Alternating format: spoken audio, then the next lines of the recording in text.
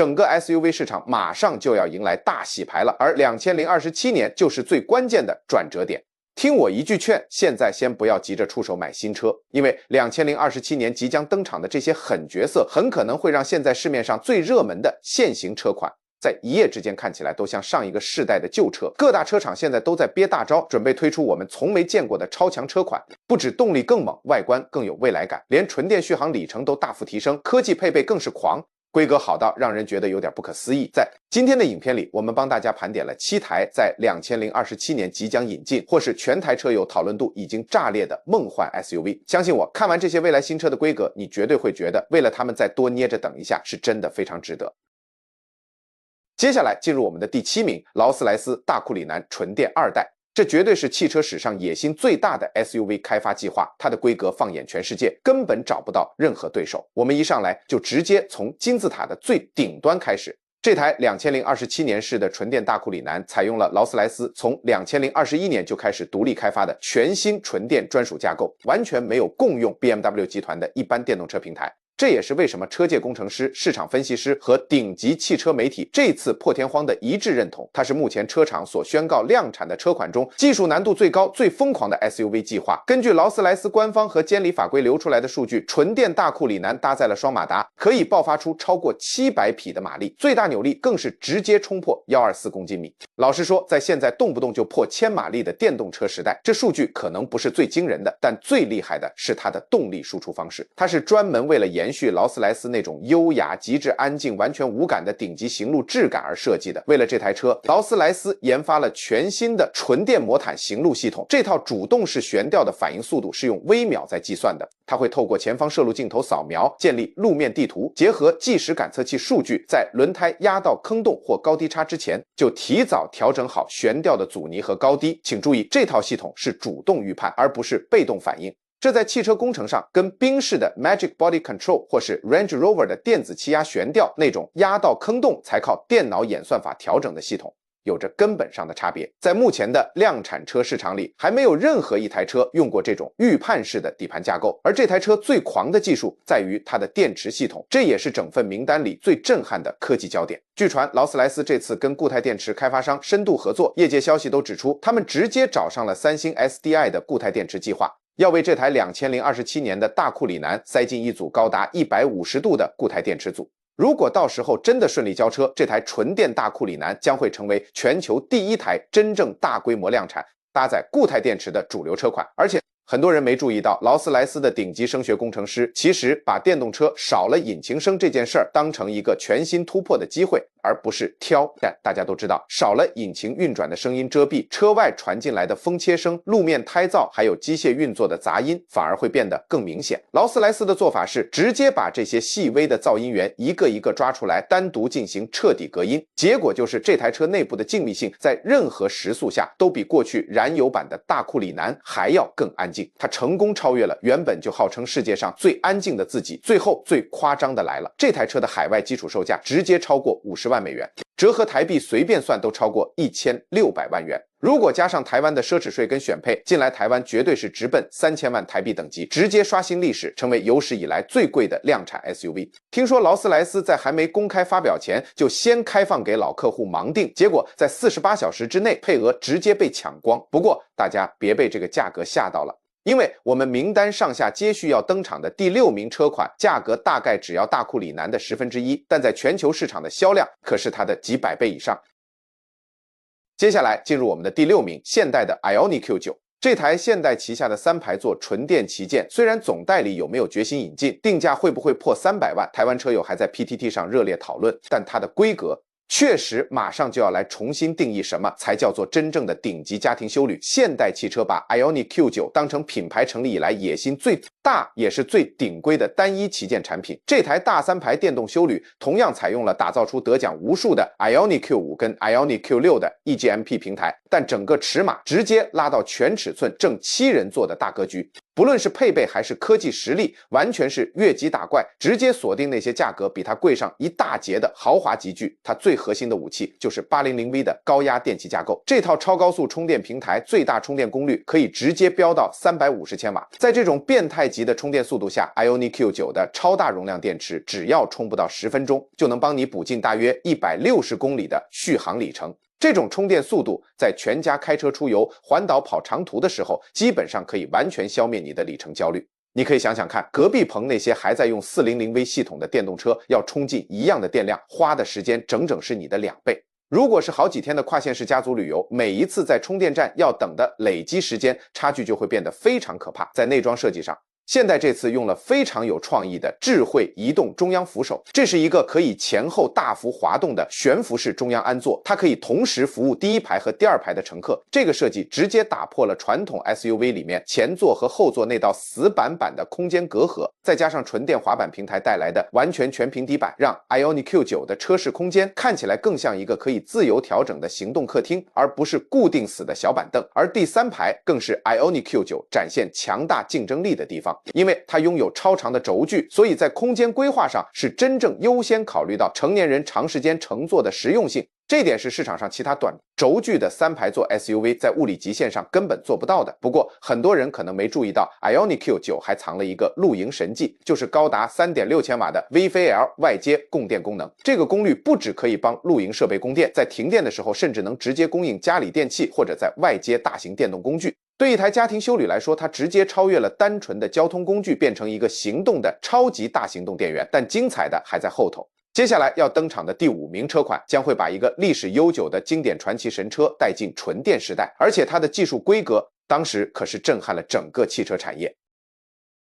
接下来是第5名，福特新世代的 Explorer EV。身为美国最畅销的3排座 SUV 传奇，虽然台湾福特6和目前还没有明确的引进计划，但这次纯电版福特总算把所有事儿情都做对了，在网络上掀起很高的讨论度。大家都知道，福特过去的电动车转型之路在网络上其实引来不少争议。虽然 Mustang Mach-E 刚上市时评价很强，但后续 F150 Lightning 爆出不少品质瑕疵，连第一代 Explorer EV 的软体问题也在各大车主社群和论坛上被疯狂吐槽，怨声载道。不过2027年式的 Explorer EV 是福特砸下重金彻底翻新的第2代电动车平台结晶，它采用了完全重新设计的架构，摆明就是要解决第一代所有的软体故障和品质灾情。福特这次也展现了少见的诚意跟坦白，直接把第一代收到的车主痛点当成大补丸，推出了全新的蓝色椭圆智慧平台。这套系统的软体核心是直接和 Google 深度合作，以 Android Automotive OS 为基础进行底层开发，再针对福特的用车需求进行专属优化。这个架构最大的好处就是让原本一整季才勉强能更新一次的 OTA 机制，直接进化成每个月都能线上更新。这意味着未来如果车友发现任何系统 bug， 官方在几个星期内就能透过网络修复，不用再拖上好几个月，要在车底塞进大容量电池，同时又要维持3排座空间，在汽车设计上其实非常考验物理极限。福特的解法是采用纯电专属的滑板底盘，让整个乘客舱的底板做到100%全平。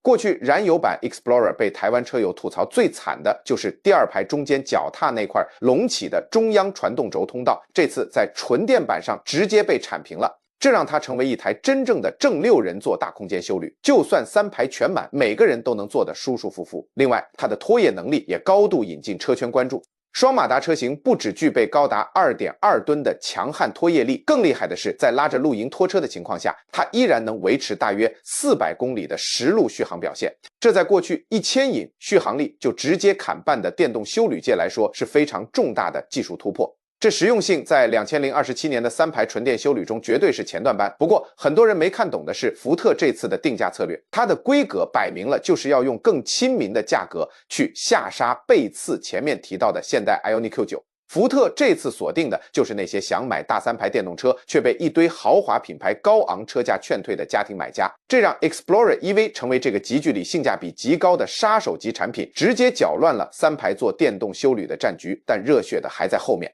接下来登场的第4名是一台刚刚获得电池技术大升级的性能 SUV， 而且这个黑科技呢，根本没有人想到它会这么快下放。接下来进入我们的第4名，保时捷第2代 Macan EV 的小改款升级。这台保时捷的纯电主力休旅，这次可不是普通的升级，它透过一项核心电池黑科技，让自己直接进化成了完全不同的怪物。第一代纯电 Macan EV 是在2024年上市的，当时采用了跟 Audi Q6 e-tron 共享的 PPE 平台，那时候它的表现就已经很强了，成功在台湾和全球的车圈里建立起纯电性能钢炮休旅的超强口碑。不过这次2027年式的改款绝对不是那种换换灯组、微调外观的传统小改款。保时捷工程师私下透露，这次内部换上了全新的电池化学配方、软体架构，还有动力升级。虽然外观看起来跟之前差不多，但骨子里根本是一台功能完全不同的新车。最核心的重磅改变就在于它的电池配方。2027年式的 Macan EV 直接从传统的锂电池升级为保时捷从2022年就和供应商深度研发的气阳级锂电池 Silicon Anode。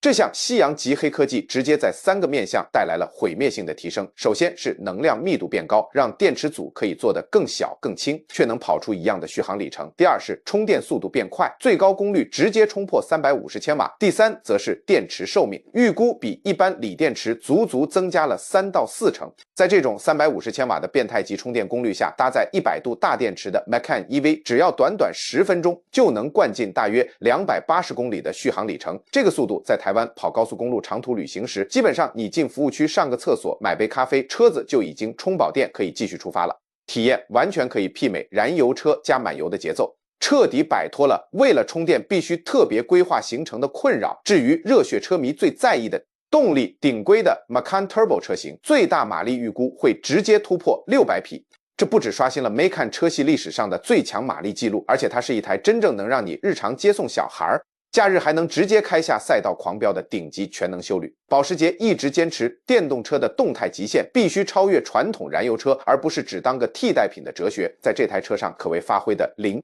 漓尽致。不过很多人没注意到的是，2027年式的 Macan EV 在拥有这么狂暴性能的同时，福特和现代能给的实用机它也没少，这对一个重视性能又想兼顾家庭日常实用性的买家来说，简直是把性价比和实用价值直接拉满。然而更精彩的还在后头，接下来登场的第3名将会把全世界知名度最高、最经典的越野精神指标从骨子里进行彻底的纯电大改造。接下来进入我们的第3名，宾士的 EQG。在车界历史上知名度最高、最硬派的越野神车 G-Class 现在也要正式跨入纯电时代了，而且宾士这次交出来的成绩单只能用神乎其技来形容。大家都知道，俗称大 G 的宾士 G-Wagon 从1979年面世以来就从来没有间断生产过，它原本是一台军用硬派越野车，后来凭着强悍的机械结构和几十年累积下来的传奇情怀，摇身一变成为富豪跟潮流圈的顶级奢侈图腾。而这台2027年式的纯电大 G 官方定名为 G580 with EQ Technology， 正是宾士为了把这块神主牌带进纯电时代的倾力之作。重点是他们完全没有牺牲大 G 最核心的越野钢铁魂，宾士这次掏出的底盘黑科技跟目前市面上任何一台 SUV 都不一样。这纯电大 G 最狂的地方在于它直接搭载了4个独立的电动马达，也就是4个轮子各自被1颗马达单独驱动。这套被宾士称为智慧电能驱动的4轮独立扭力分配系统，可以用微秒级的速度计时去计算分配每一颗轮子该给多少动力。这在越野世界里带来了颠覆性的革命，它完全不需要任何传统的机械式差速锁，就能100%模拟出3把差速锁全上的锁定效果。它甚至能让左边轮子给正扭力向前转，右边轮子给负扭力向后转，直接秀一手原地360度旋转的坦克掉头 Jet Turn。 这种变态级的脱困和转向能力，不论价格多贵，传统燃油4驱车在物理结构上根本不可能复制。台湾很多大 G 车友本来很担心电动化之后会不会失去原汁原味的感觉，放心，宾士这次非常懂人心，他们不只完美保留了大 G 最经典的方正方块酥外观，连中控台冷气出风口中间那3颗最具灵魂的差速锁实体按键也完好的保留了下来，只不过现在他们控制的是虚拟的电子差速锁。这个设计不仅仅是致敬经典，更是在实用层面上尊重老车主的操作习惯。至于内装，这绝对是大 G 历史上最奢华、科技感最强的车饰，整个仪表台换上了横跨全幅的曲面大荧幕，搭配高达255色的分区渐层环舱气氛灯，再结合柏林之音 Burmester 的顶级音响，在少了引擎噪音的极致安静车室里，那音乐一下，听觉享受简直直接对标专业级。的顶级视听室。不过最厉害也最让 PTT 和 Mobile 01网民震惊的黑科技是福特和保时捷都做不到的电池升级方案。宾士官方表示，纯电大 G 的电池架构在未来是可以单独物理升级的。也就是说，几年后要是推出了更新世代、能量密度更高的电池，车主不需要换掉整台车，直接回原厂就能升级最新的电池芯。如果到时候真的落实，这将会是豪华车坛里第一个由官方后续支援升级电池的量产车款。不过，精彩的还在后头。接下来要登场的第二名也是一家大厂的逆袭，他们吸取了第一代电动休旅被骂惨的教训，这次直接找来一个让人意想不到的强大盟友，准备在第二代车型上发动绝地大反攻。接下来进入我们的第二名，本田全新世代的 Prologue。虽然大家都知道台湾本田对电动车的引进一向非常消极，这台车我们大概只能敲完等外汇车商引进，但这台本田的第二款电动休旅这次直接洗心革面，把第一代被车友嫌弃的所有缺点通通改掉。而且这次他们找来索尼联手，直接让整台车的科技树点到最满。有在关注车讯的车友应该知道，第一代 Prologue 比较像是一个试水温的产品，它是本田在自己的电动车架构还没研发好之前，先跟通用汽车借了 Platform 来换壳制造的。虽然第一代卖的还算可以，外媒评价也不差，但对本田车迷来说，车内一堆 GM 的共用零件，开起来总觉得少了点原汁原味的本田魂。但即将在2027年登场的第二代 Prologue 改用本田自主研发，并跟 Sony 深度合作的全新 Architecture 纯电专属架构，这规格跟上一代完全是不同次元的产物。本田自己的工程师甚至形容，这是本田车厂历史上投资金额最庞大、最关键的平台开发计划。这套纯电架构采用了最先进的电池车身一体化技术，也就是直接把电池包当成车底车架的结构件，而不是像以前那样只是把一个重重的电池组挂在车壳下面。这样做不仅让车身抗扭曲刚性大幅提升，操控感直接拉满，同时还能帮车室内挤出更大的空间。台湾各大汽车讨论区的车友最期待的就是这套架构带来的超狂空间表现，因为少了传统燃油车的传动轴通道变速箱箱体，再加上电池一体化的优势，让它虽然维持着中型 SUV 的灵活车身大小，内部的乘坐空间却直接直逼全尺寸的大型休旅。不过这次最重磅的看点绝对是 Sony 带来的感测器与软体架构。 Sony 把他们在专业电子、影像感测和音响领域的顶级黑科技直接无痛移植到了这台车上，整台车塞满了超高画素镜头、光达和雷达。本田工程师很有自信地表示，这套系统在预算7万美元以内的量产车中绝对是目前全世界最强，感知能力最敏锐的驾驶辅助与环境侦测系统。而且很多人没想到的是，这套纯电平台的软体是用10年生命周期、持续线上更新的逻辑去设计的，它打破了传统汽车买了之后配备和软体就固定死的死板模式。本田这次的目的非常明确，他们就是要让第二代 Prologue 变成一台在车主持有期间，透过每个月的 OTA 更新功能，还能越来越强、越来越聪明的车，彻底打破电动车随着年份变老就功能过时的宿命。听完第二名，重头戏终于来了。接下来要登场的最后一台第一名，绝对是2027年全台湾乃至全球市场上讨论度最高、最万众瞩目的超级神车。这台车未来的销量很有可能会把我们前面介绍的所有 SUV 全部加起来通通打爆。而它之所以这么受期待，背后的原因绝对比大家想象的还要更有意思。终于要进入我们的第一名了， Toyota Land Cruiser 传奇越野神车的纯电动版本 FJE。Toyota 旗下最神圣、最硬派的陆地巡洋舰名号这次正式跨入纯电领域。这台车真的让全世界车迷等得太久了，但看完规格，你一定会觉得所有的等待都是100%值得的。大家都知道，Toyota 过去在全面电动化的脚步上一直是以公开唱反调、极度谨慎著称。当隔壁棚各大车厂都在不顾一切疯狂投入纯电平台的时候，丰田老大哥却老神在在，继续把大笔资源砸在 Hybrid 油电技术上。不过随着这台2027年式内部代号为 FJE 的纯电 Land Cruiser 正式曝光，丰田的保守态度可谓迎来了最彻底、最严厉的全面反击。这绝对是 Toyota 历史上对纯电技术最重要的一项单一投资，而且他们这次采取的方法非常聪明，完全是吸取了对手们在技术还没成熟前就急着把电动车推上路，结果到处出灾情的惨烈教训。大家应该还记得先前 Toyota 的 BZ4X 引进台湾时，因为偏向都市跨界设定，越野实力被 PTT 和各大论坛的硬派车友狠狠酸了一顿，但这次的 FJE 完全不同。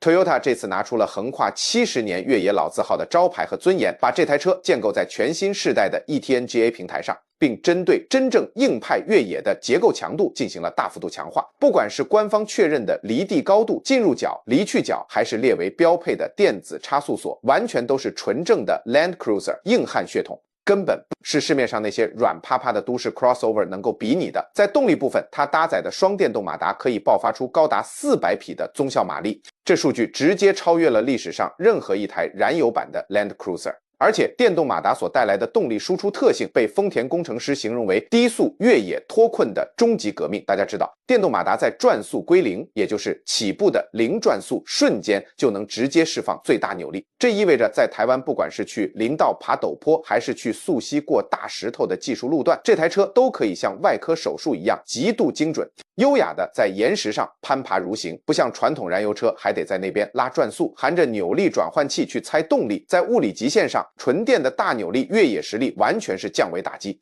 根据流出来的法规申报数据，这台车塞进了一组高达150度的超大容量电池包，在正常驾驶情况下，实路续航力预估可以跑到510到560公里，320到350英里。重点是它有足够的电量储备来应付长时间的重度越野。因为越野时平均车速低，动力输出比较温和，少了高速行驶的巨大风阻，纯电越野在电量消耗上反而比跑高速公路还要更省电。另外 FJE 的地形管理系统这次还导入了 AI 辅助，电脑每秒会进行几百次的微调，及时监控轮胎打滑程度、悬吊行程、路面摩擦力以及车身姿态，并把扭力用极致精准的角度分配给4个轮子，这绝对是任何传统机械式4驱结构都做不到的完美境界。你不用再切换一堆复杂的模式，系统自己就会在幕后默默搞定一切。就算你是越野小白，也能开得像专业老司机。最狂最让车友兴奋的绝对是它的价格定位。FJE 的预估售价居然会比现行的 Land Cruiser 300系列还要亲民，这也是为什么我们预测它未来会卖到翻掉的原因。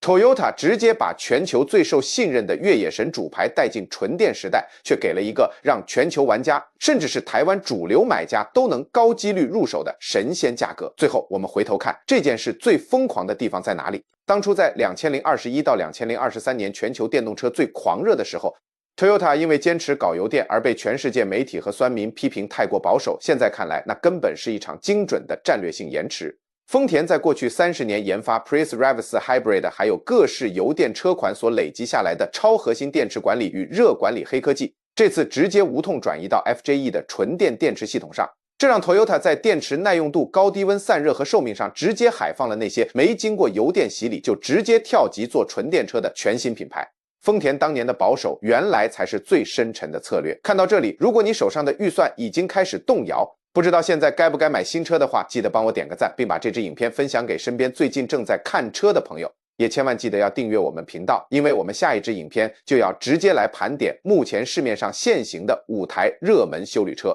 这几台车现在虽然很强，但等到我们今天讲的这几台2027年式的狠角色一上市，他们的二手车价绝对会迎来雪崩式的暴跌。如果你最近想捡便宜，或者是想避坑的话，下一支影片绝对能帮你省下几十万台币的血汗钱。我们下支影片见，拜拜。